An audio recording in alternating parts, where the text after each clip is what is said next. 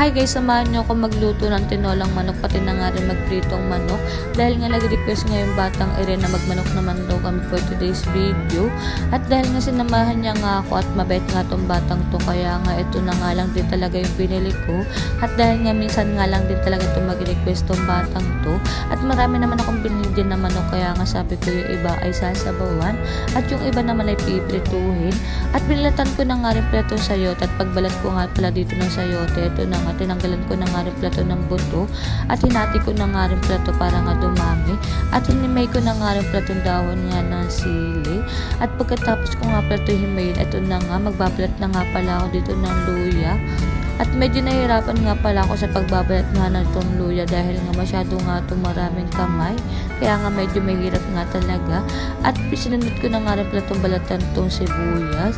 At pagkatapos ko nga pala dyan magbalat nga na itong sibuyas, babalatan ko na nga rin pala itong bawang. At medyo natagalan nga ako dito sa bawang, kaya nga itong nga medyo binilisan ko nga rin talaga. At pagkatapos ko nga pala itong magbalat nga na itong bawang, ito na nga, hiniwa ko na nga rin pala itong sibuyas. At hihiwain ko nga lang din pala itong bawang sa katamtamang hiwa lang.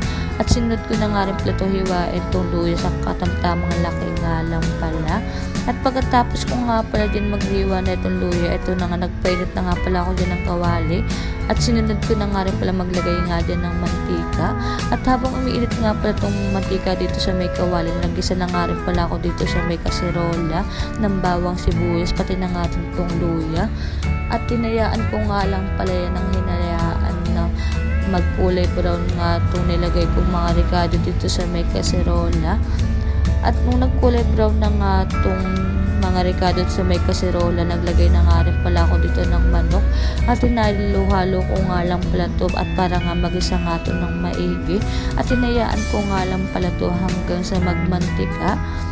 At naglagay na nga rin pala ako dito ng manok dito sa may kawali para nga maprito ko na nga ito.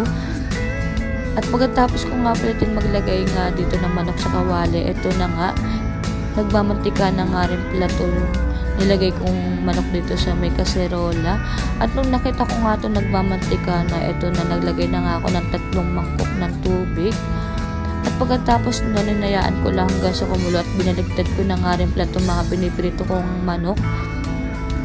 At pagkatapos ko ito baliktarin, ito na, kukunin ko na nga ito sa kahirapan dahil nga luto na nga ito.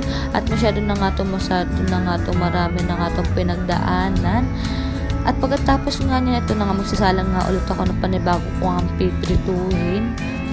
At pagkatapos ko nga pala din magsalang nga na itong huli ko ang piprituhin, ito na nga, nakita ko nga na kumukulo-kulo na nga itong sinabawan ko. At dahil nga kumukulo-kulo na nga ito, naglagay na nga pala ako dyan ng Knorr cubes. At tinalo-halo ko nga lang pala ito hanggang sa matunaw. At naglagay na nga rin pala ako dyan ng magic syrup ng kaunti lang. At pagkalagay ko nga pala dyan ng magic syrup ng kaunti lang, ito na nga, hinalo-halo ko nga pala yan. At nilagay ko na nga rin pala ito mga gulay. At hinayaan ko nga lang ito hanggang sa lumambot nga itong gulay. At sinunod ko na nga rin pala itong dahon nga na itong sili kasi mga masyado na nga itong malambot itong mga gulay. At hinalo-halo ko nga lang pala ito ng hinalo-halo. At pagkatapos nga tinakpan ko nga ulit. At dahil nga iaahan ko pa nga ito sa kahirapan itong manok. At pagkatapos ko nga pala itong kunin itong mga manok, ito na nga guys, luto na. At antayin nga lang natin itong maluto itong sabaw. At pagkatapos ko nga ito kunin itong manok, ito na nga guys, luto na nga rin pala itong sabaw. Kakain na. At saktong-sakto nga lang din talaga itong ulam nga namin dahil nga masyado na nga itong maulan nga dito sa Maynila. Kaya nga ito na guys, kain na.